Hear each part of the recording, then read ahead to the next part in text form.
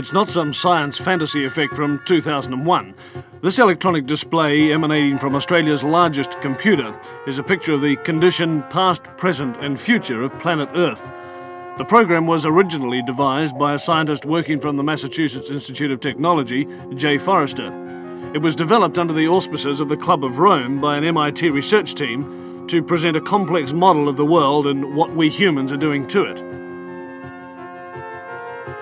The program, called World 1, doesn't pretend to be a precise forecast. What it does for the first time in man's history on the planet is to look at the world as one system. It shows that Earth cannot sustain present population and industrial growth for much more than a few decades. It shows that simply cleaning up our car exhausts and making some small effort to limit our families simply isn't enough.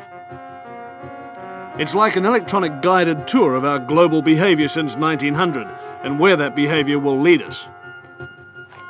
Well, this is the printed version of what we've just seen on the television screen. And what looks at first to be just a maze of computer characteristics is really a system of very simple graphs which project what's going to happen to the planet over the next 150 years if we don't do something drastic to stop it.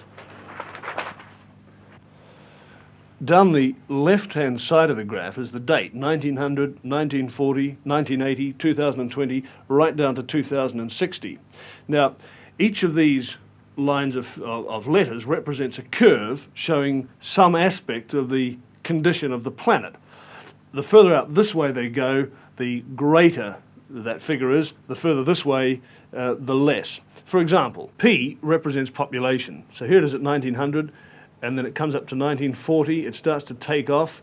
Here we are at 1980, up to the turn of the century, and then it starts to peter off. Let's now have a look at this next curve, the Q curve, which is the quality of life. And this is represented by, for example, the amount of space people have, the amount of money they have to spend, the amount of food they have to eat. Now, it increases rapidly up to 1940, but from 1940 on, the quality of life diminishes. And here we are about the turn of the century, and we come up to the year 2020, and it's really come right back. More people, of course, means that you start to chew up your supply of natural resources. And this is this curve here, the N curve. And it shows that slowly but steadily, the pool of natural wealth in the world, natural resources, minerals, oil and so on, is slowly but steadily diminishing. So this is the situation. As population increases, the quality of life decreases and the supply of natural resources decreases. But have a look at this curve here. This is called the Z curve, and it represents pollution. Now, predictably enough, as the population increases up to 1980, pollution increases. There's more rubbish. But from 1980 to the year 2020, pollution really takes off. This is assuming, of course, that we don't do anything about it. So the year 2020, the condition of the planet starts to become highly critical. And if we don't do anything about it, this is what's going to happen. The quality of life is going to go right back to practically zero. Pollution is going to become so serious, right out here, that it will start to kill people. So the population will diminish. Right back here, less than it was in the year 1900. And at this stage, around about the year 2040, 2050, civilized life as we know it on this planet will cease to exist. Well, hopefully, of course, it won't be allowed to happen. But it's taken this kind of shock treatment to nudge governments into doing something, and slowly we are. We're starting to clean up our atmosphere. We're starting to recycle our rubbish. We're doing something positive about population control. But so far, our efforts have really been just a drop in the ocean. The Club of Rome comprises some 70 men of widely varying backgrounds, but their common concern is that the world problems cannot be solved by individual nations. I spoke with Professor Hugo Tiemann, director of the Battelle Institute, Geneva, Dr. Aurelio Pache, founder of the club, and Dr. Alexander King, director of the World Bank and the United Nations OECD. Dr. King, now you're describing the world as a closed system where all these things are interrelated, and yet the government, the control of the system is by individual nation states. Now, how do you convince them to cooperate? The sovereignty of these nations is no longer as absolute as it was. There's a gradual diminishing, whittling away of sovereignty, little bit by little bit. especially, of course, in the smaller countries where it's more obvious. But the bigger countries have to do a good deal of this by agreeing to international arrangements for the law of the seas, or for the limits of fishing, or for control of the wavelengths in radio, and 101 other things.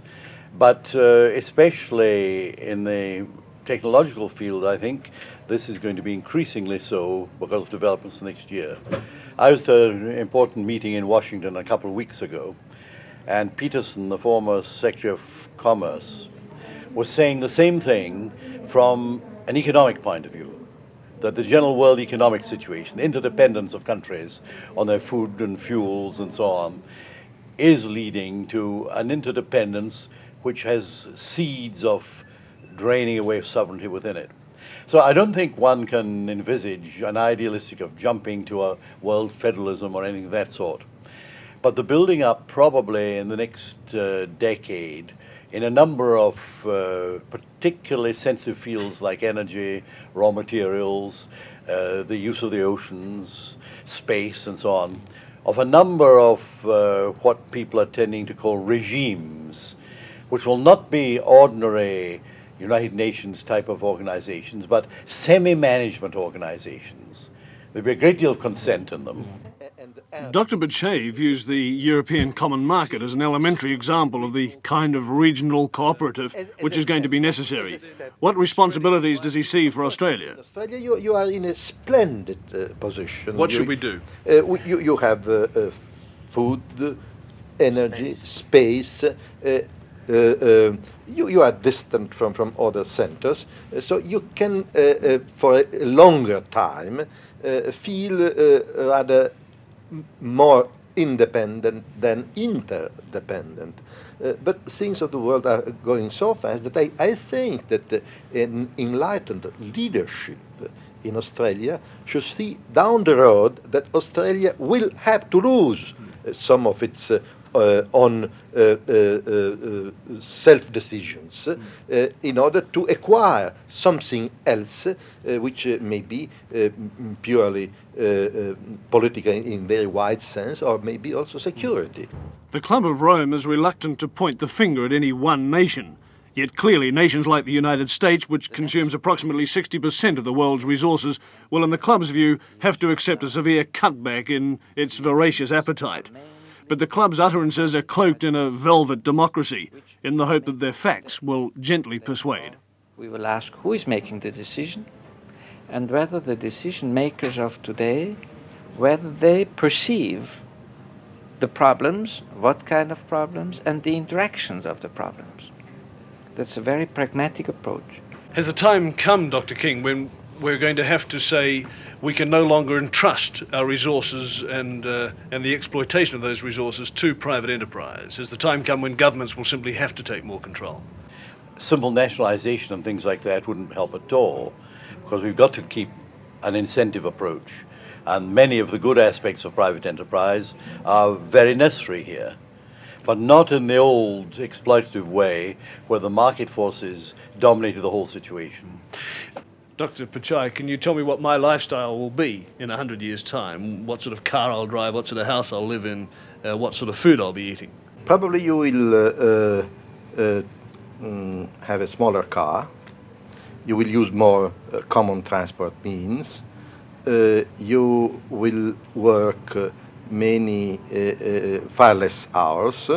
You will have a wider cultural possibilities that today. You will not be so much pressed by immediate needs, because through technology, organization of the markets, the basic needs will be taken care of. And I think that you will love nature and continue then what I think you are doing now to protect our environment, to avoid this man-made world where the creatures of nature, the animals, the plants, the green spaces, the wildernesses are bound to disappear. To the Club of Rome, the status symbols of the year 2000 will be the inverse of today's. Prestige will stem from low consumption. That personal consumption will have to be less is plain enough, but for that privation to be seen as prestigious would seem to indicate some radical rethinking, at least for the fat cats of the planet.